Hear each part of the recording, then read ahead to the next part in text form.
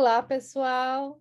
É com muito prazer que eu estou de volta para a nossa segunda aula do nosso mini curso Técnicas de Postura e Oratória. Na aula passada, nós fizemos uma pequena introdução na importância da comunicação e da palavra no nosso dia a dia. Se você caiu de paraquedas nessa aula e não assistiu a primeira aula, eu vou deixar um link no final da aula para que você possa estar assistindo se você quiser, tá bom?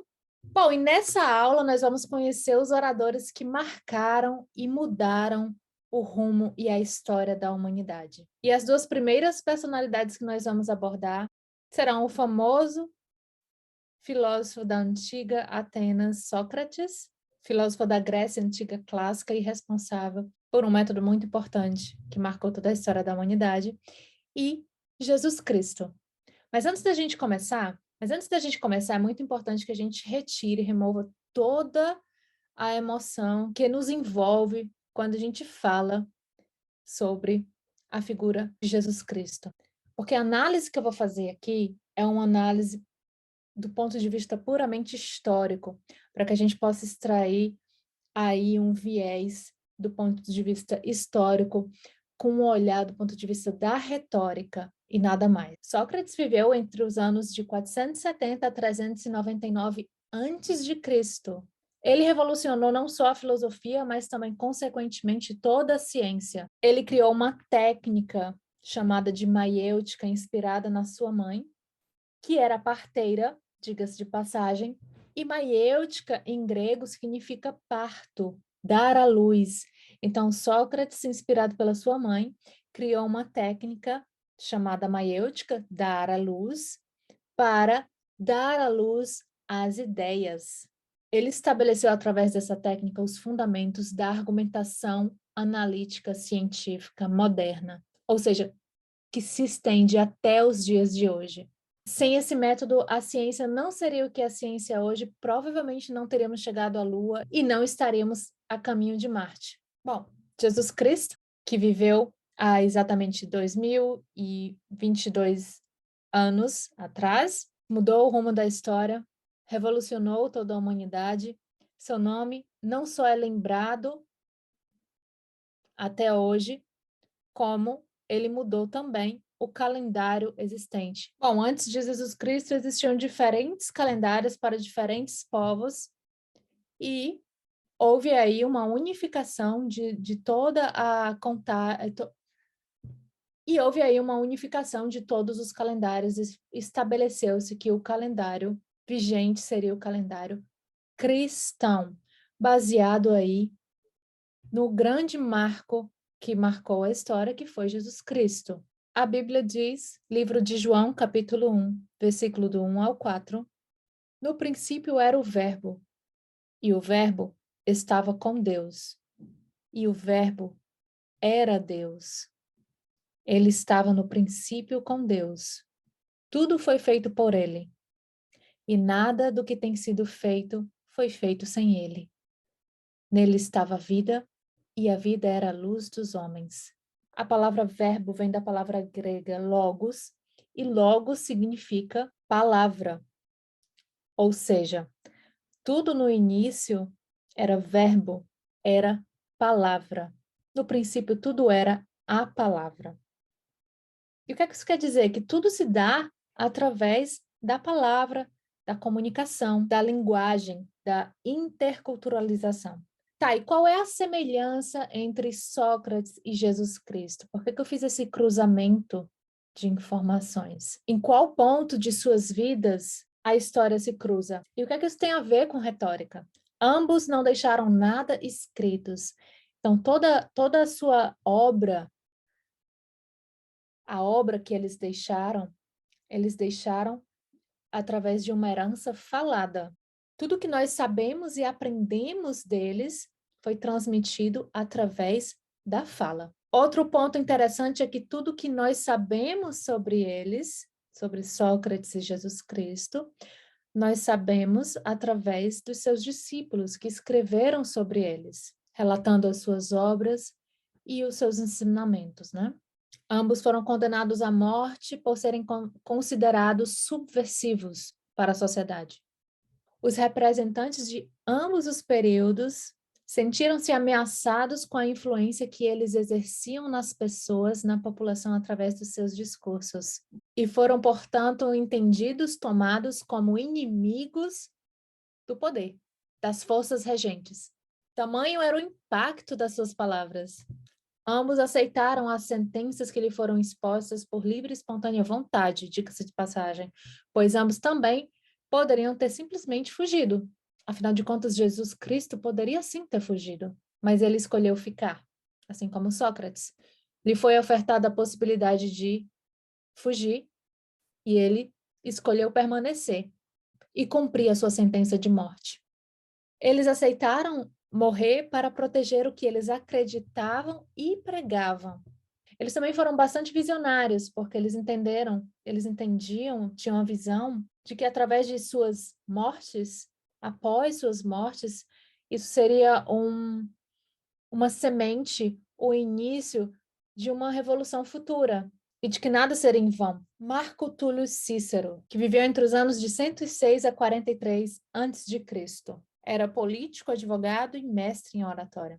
Cícero era considerado o marco da retórica romana. Ele escreveu várias obras, mas uma obra bastante importante para o que nós estamos tratando agora chamava-se O Orador. E nesse livro ele estabelece os fundamentos, os princípios da oratória, que são utilizados, diga-se de passagem, até hoje. E ele defende que, nesse livro, que é bastante importante dominar não somente as técnicas de oratória, mas que haja também um estilo na fala, e que esse estilo ele seja também dominado. Em outras palavras, a autenticidade, ser autêntico, é fundamental. Então, de acordo com Cícero, as bases, os fundamentos de uma boa oratória estão divididas em 5 etapas e lá vão elas. Inventio, ou seja, inventar, encontrar a ideia básica. Dispositio, ou seja, esboçar, estruturar pensamentos e argumentos. Elocutio, que quer dizer nada mais nada menos que expressar as conexões corretas da língua, ou seja, eloquência com a língua. Memória também, porque naquela época era muito importante ter o discurso memorizado, era uma prática da época. A gente vai ver logo mais à frente que nos discursos mais modernos, a memorização do discurso já é um fator totalmente relevante. Quanto mais livre for o discurso, melhor. Mas nessa época, a memorização do discurso era uma prática bem recorrente.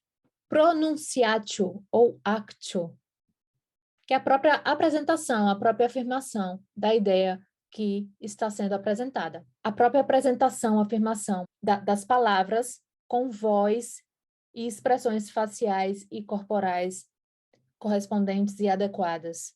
Bom, e para resumir, a estrutura de um discurso, segundo Cícero, ela pode ser dada de acordo com a seguinte estrutura que eu vou falar para vocês. Essa estrutura, só fazendo um adendo, ela é utilizada até hoje como estrutura para todo e qualquer discurso e apresentação que venha a ser dado. Estrutura número 1, a introdução.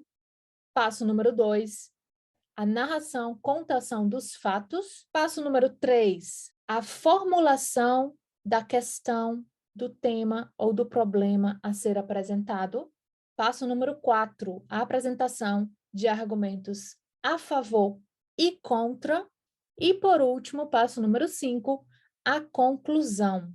Então, seguindo o exemplo de Cícero, eu vou dar aqui um exemplo rápido de como a gente pode usar essa estrutura de Cícero nos discursos mais diversos. Eu vou tentar resumir aqui em 5, 10 minutos no máximo, como que a gente poderia estar utilizando essa estrutura do discurso, da fala, da oratória de Cícero, num pitch de 5 minutos, por exemplo. E aí, eu vou citar cada fase do discurso para que vocês não se percam, tá?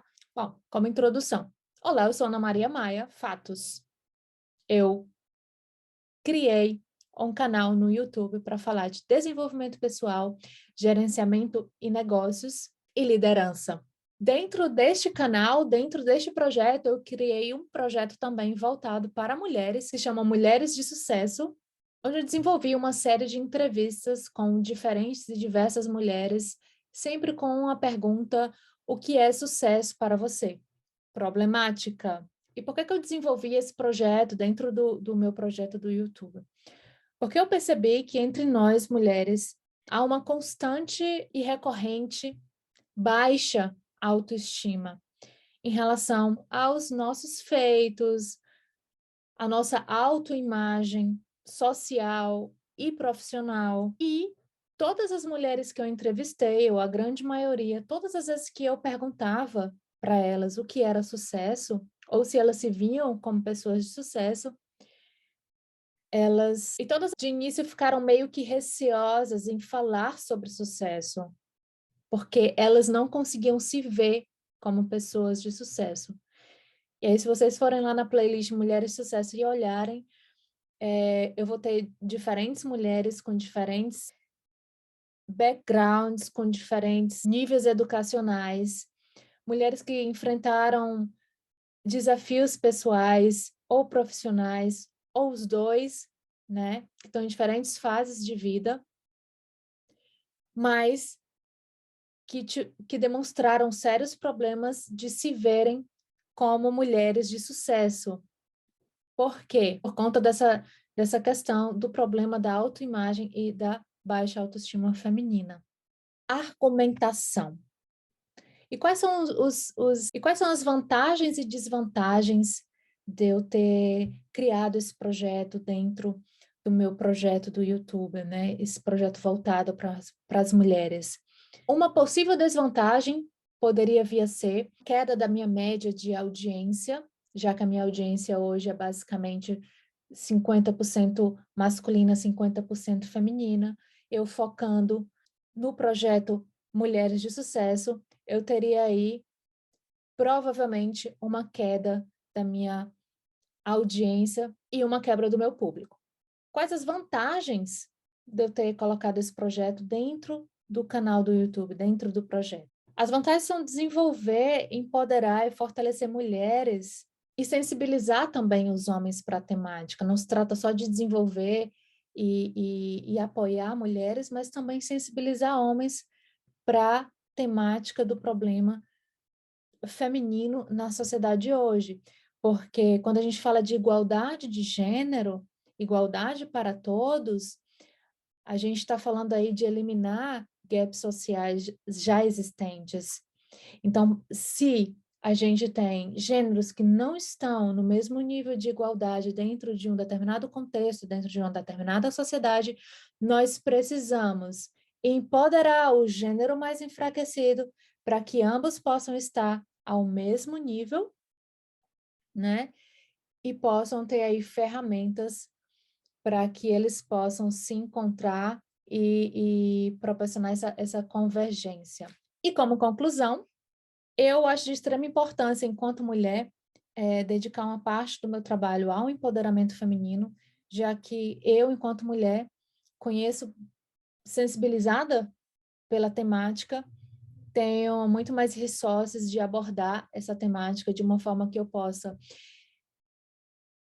integrar o diálogo, criar pontes e integrar o diálogo entre homens e mulheres e gêneros, sejam eles quais forem. A intenção aqui é gerar e proporcionar diversidade, somar e não subtrair. Bom, pessoal, esse exemplo que eu dei é para vocês terem uma ideia de como que pode ser aplicada a estrutura do discurso de Cícero em qualquer fala, em qualquer discurso, se a gente seguir esses 5 passos. Se vocês quiserem que eu deixe um PDF, é só colocar lá nos comentários e eu coloco tudo isso em PDF para vocês, tá bom?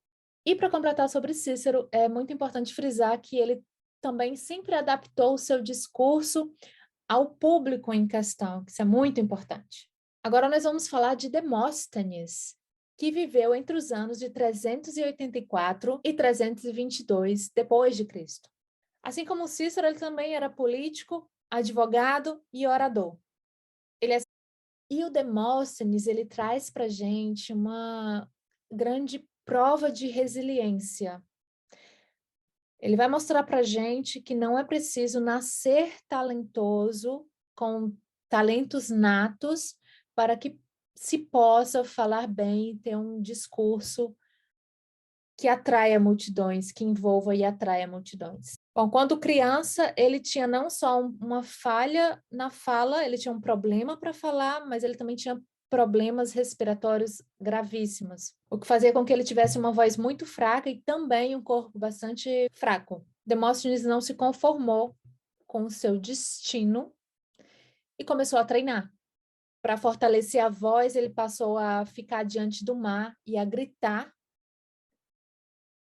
na direção das ondas. Ele praticava fala enchendo a boca com pedrinhas e recitando versos enquanto ele caminhava. Para treinar a respiração, ele passou a fazer caminhadas nas montanhas. E para quebrar o hábito de encolher os ombros, ele passou a treinar com uma espada nos ombros, sendo que seu pai era fabricante de espadas. E para praticar a respiração nessa parte frontal do peito, ele se recolocava no chão e colocava sobre ele uma placa de chumbo, que pesava sobre toda a parte superior do seu corpo, o que tornava o discurso de Demóstenes tão atraente e o tornou o orador mais famoso da antiga Atena, da Grécia Antiga, é que ele conseguia combinar um discurso sóbrio com alta emocionalidade e ele caminhava entre os estilos, entre o estilo mais clássico e mais poético até o mais vulgar.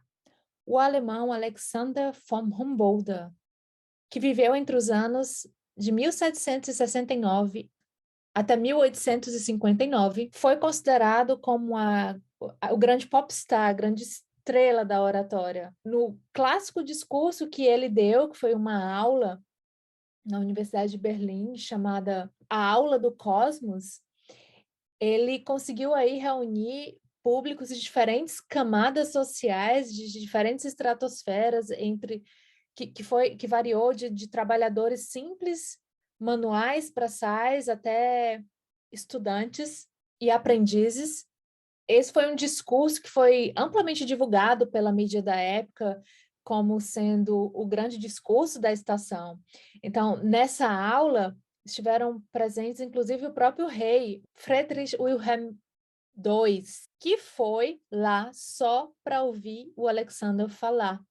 Mas não para por aí. Também houveram muitas mulheres no seu discurso, o que era um típico para a época, não muito comum, e ele poderia falar por horas a fim sobre o tema que ele estava abordando, sem precisar de manuscritos, o que fascinava e encantava toda a audiência, todo o público que estava lá presente. Até Goethe elogiou o cara, dizendo que ele tinha um talento incomum para a oratória.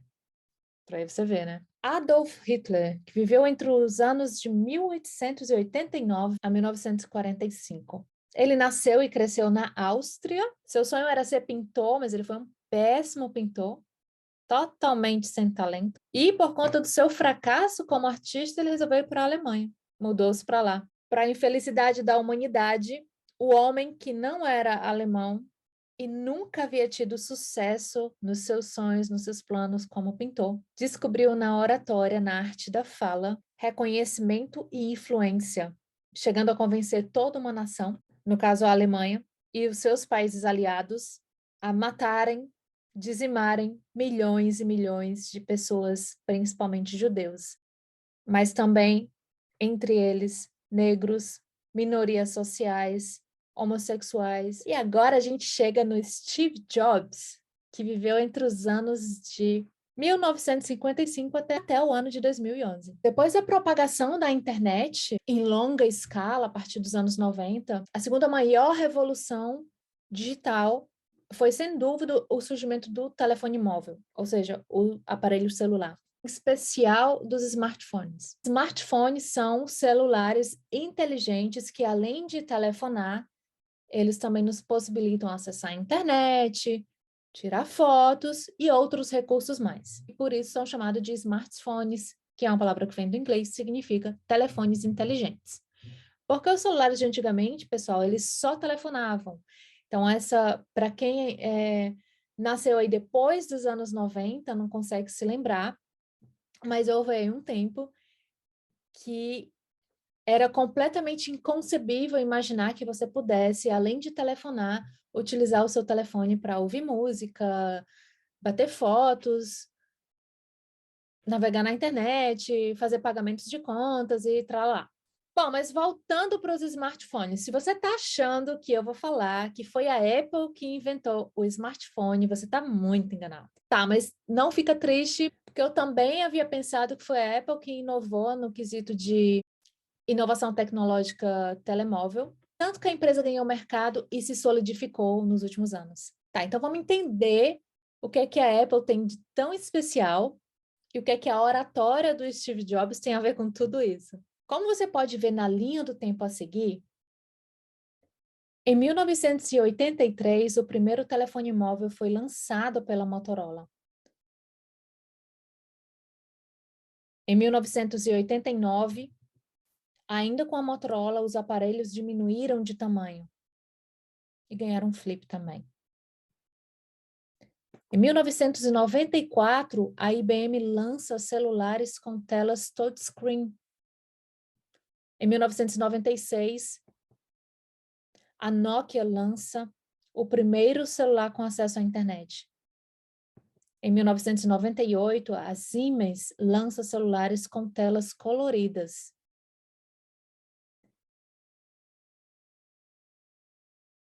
Em 2001, a Samsung lança aparelhos com câmera. Mas foi somente em 2007 que a Apple lança o iPhone.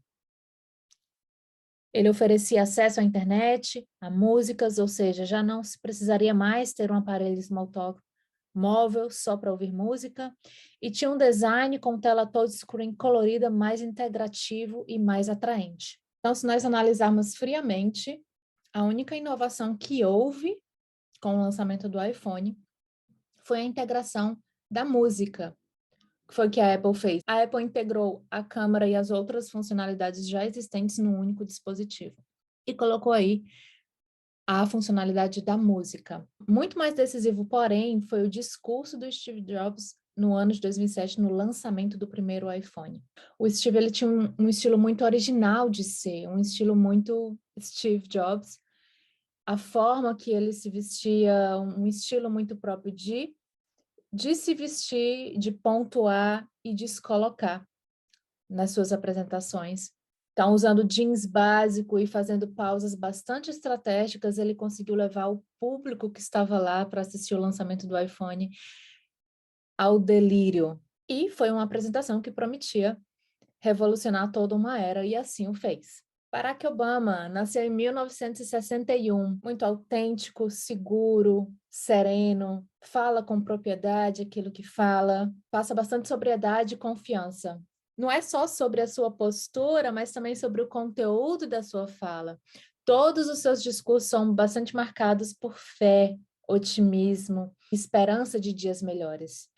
As pessoas sempre ficaram muito entusiasmadas no seu discurso, que tinha sempre como kern a mensagem principal de resgatar, reconstruir, restaurar a América do Norte, os Estados Unidos, no caso, para uma nova fundação de prosperidade. Os seus discursos são analisados ainda até hoje e ele é um dos homens que mais inspira as pessoas em todo o mundo no quesito de discursar.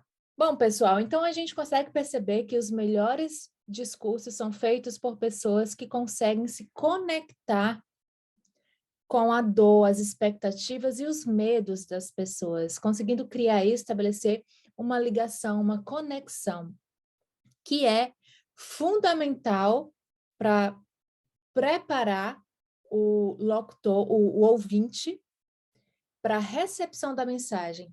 Então, se não houver uma ligação emocional, dificilmente o receptor vai estar apto, aberto para receber novos inputs, novas ideias. Eu vou deixar nessa aula aqui também o link para você analisar o impacto e a segurança, a assertividade da sua voz, se você quiser fazer esse teste. Vou deixar o link nos comentários. Na descrição desse vídeo tem toda a agenda com a programação de todas as aulas, descrevendo um pouco o que vai ser cada aula. E se você gostou dessa aula, deixe o seu like, se inscreve no canal para não perder as próximas aulas e os próximos conteúdos que eu estou preparando para vocês, que eu vou trazer para vocês, tá bom?